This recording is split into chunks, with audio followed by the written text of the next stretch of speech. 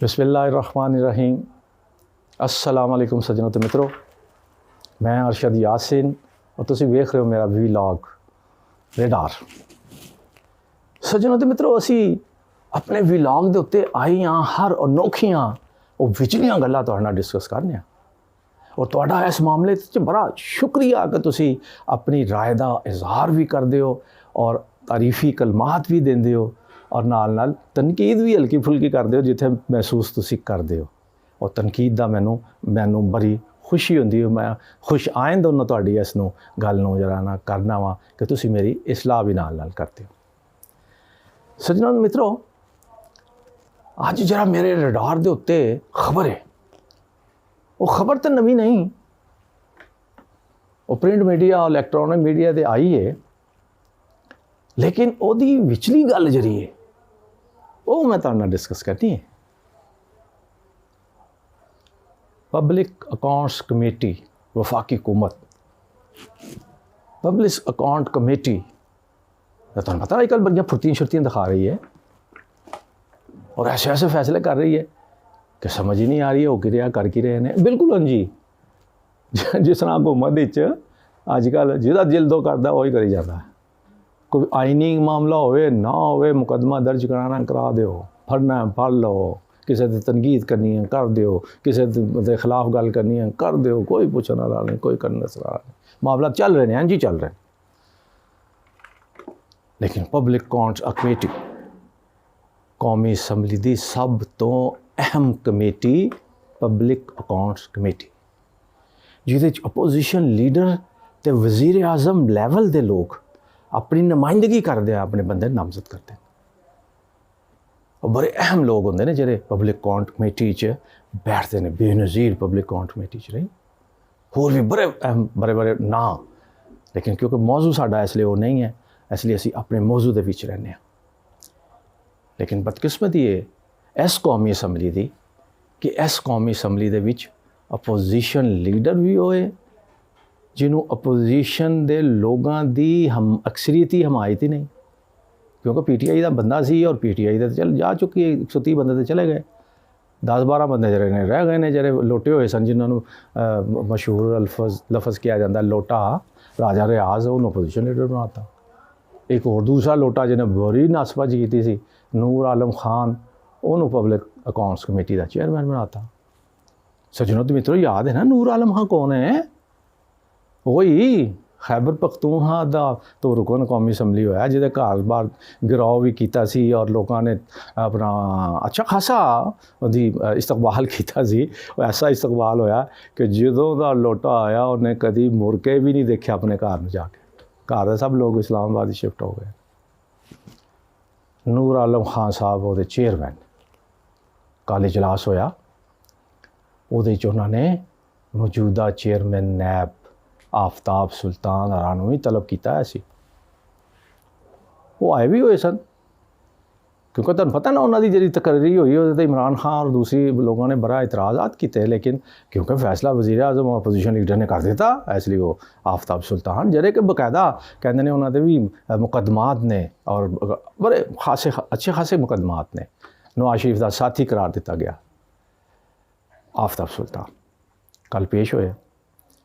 नूर आलम खान ने उन्होंने पूछा कि जनाबे चेयरमैन ये तो दसो, मैं जनाब नूं कहा सी कि नैब के जिन्ने अफसर ने तुहाडे समेत सारे अपने असासियां का डाटा गोश बारे ज़रा जमा कराओ ना पब्लिक अकाउंट कमेटी नूं, तो हुण तक करवाए क्यों नहीं? और जिहड़ियां भर्तियां होईयां ने उहदी तफसीलात भी तो दसो ना, वो क्यों नहीं दसदे?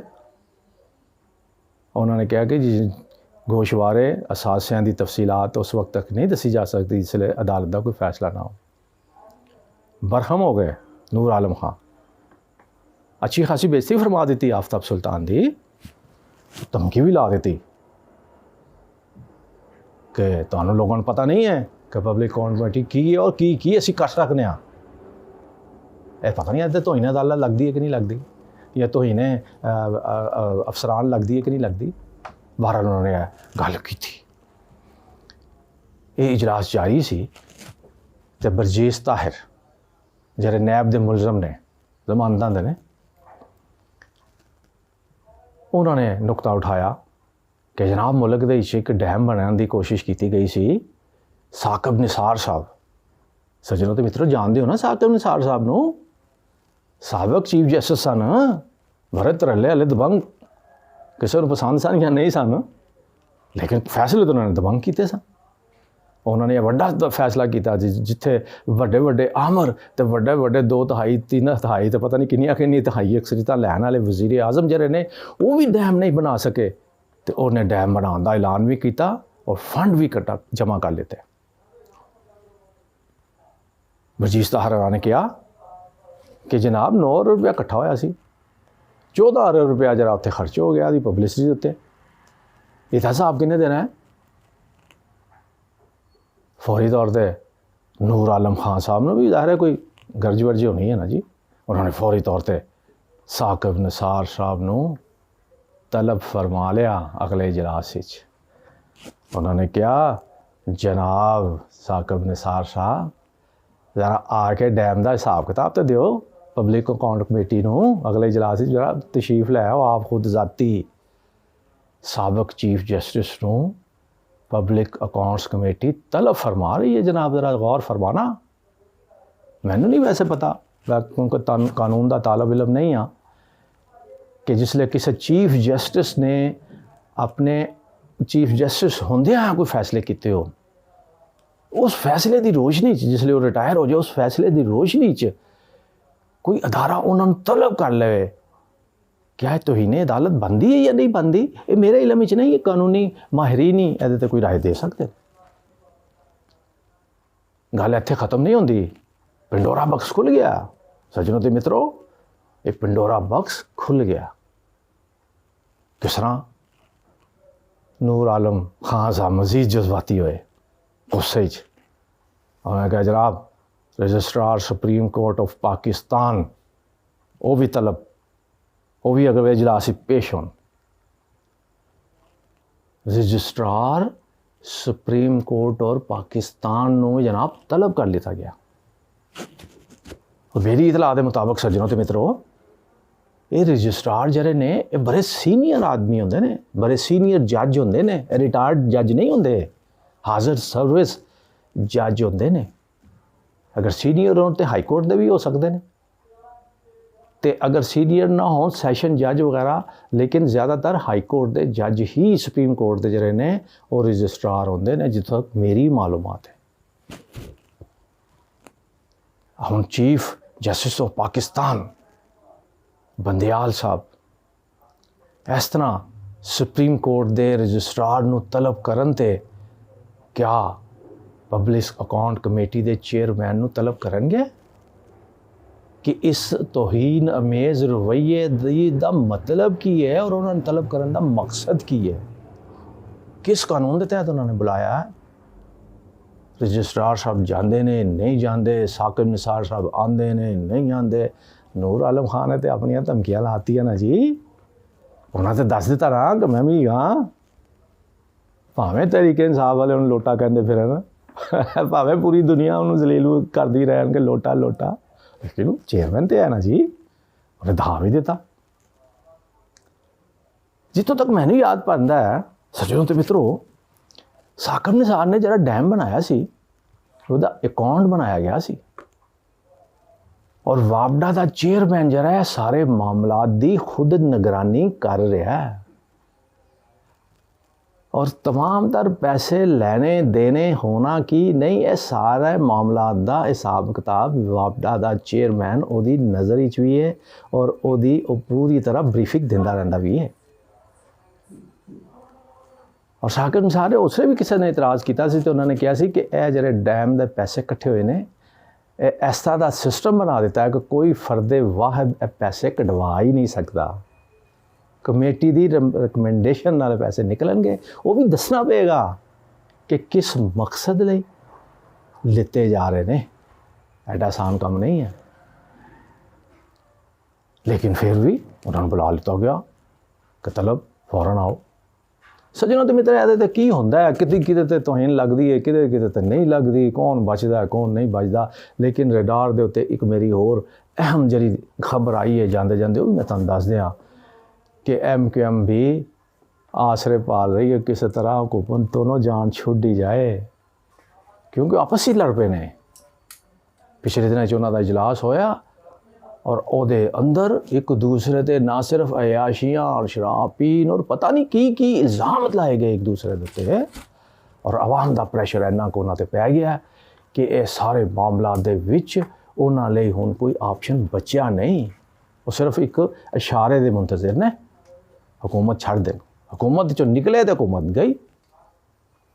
और तुसी ये देखो एक कौमी असैम्बली की सीट के उत्ते तहरीक इंसाफ ने क्लीन स्वीप करता। मौलवी महमूद अननोन बंदा, जिस मैं पहले भी कहा, जितया, अफरा तफरी पै गई। सिंध हुकूमत ने फौरी तौर पर इलैक्शन कमीशन को खत लिख दिता कि जनाब बारिशों और सैलाब की वजह नाल दूसरे मरहले के इलैक्शन मुलतवी किए जान। है ही नहीं, सिंध इलैक्शन कमीशन ने भी सिफारिश कर दी तो 8 जिलों के डिप्टी कमिश्नर ने भी सिफारिश कर दी कि जनाब फौरी तौर पर मुलतवी किए जान। लेकिन जमात इस्लामी, तहरीक इंसाफ और कराची दियाँ वड्डियां तंजीमां ने यदी शदीद मज़ामत की थी। उन्होंने कहा कराची तो कुछ नहीं है, कोई ऐसा मसला नहीं है। अगर 4 दिन पहले इलैक्शन हो सकते हैं कौमी असैम्बली के, तो बल्दियाती इलैक्शन क्यों नहीं? ऐसे होने चाहिए। सिंध हुकूमत के उत्ते बहुत प्रैशर है, इलैक्शन कमीशन के उत्ते बहुत प्रैशर है कि होएगा, की करिए। लेकिन मेरा तजर्बा, मेरा रिटायर दसदा है कि मुमकिन है कराची इलैक्शन हो जाए दबाव की वजह नाल, लेकिन बाकी ज़िले जिथे बारिशां भी हुई हैं, सैलाब भी, और खसूसी तौर पर पीपल्स पार्टी की पोजीशन बहुत ख़राब है। सज्जनों तो मित्रों, तो मैं दसदा जावां, कल वज़ीर आला सिंध सैलाब के मुतासरीन मिलन गए तो उन्होंने गड्डी भी रोक ली थी, तो रैपटे शैपटे भी करवा दिते, नारे भी लाए, अगे जा नहीं देता। एक बंदे ने तो इत्थों कह दिता कि शाह जी तौबा तायब करो, जिस अजाब दे विच असीं फसे हाँ जनाब दियाँ और जमात दियाँ हुकूमत दियाँ करतूतां दी वजह है, इसलिए अल्लाह को माफ़ी मंगो। सज्जनों ते मित्रों, अल्लाह को माफ़ी तो हर बंदे नूं हर वक्त मंगते ही रहना चाहिए, कोई गलती होए या ना होए, लेकिन अल्लाह ताला को माफ़ी और इस्तग़फ़ार दी तस्बीह हर वक्त पढ़ते रहना चाहिए। अल्लाह ताला साड़ियाँ हर बुलावां तो महफूज रखे। पाकिस्तान जिंदाबाद।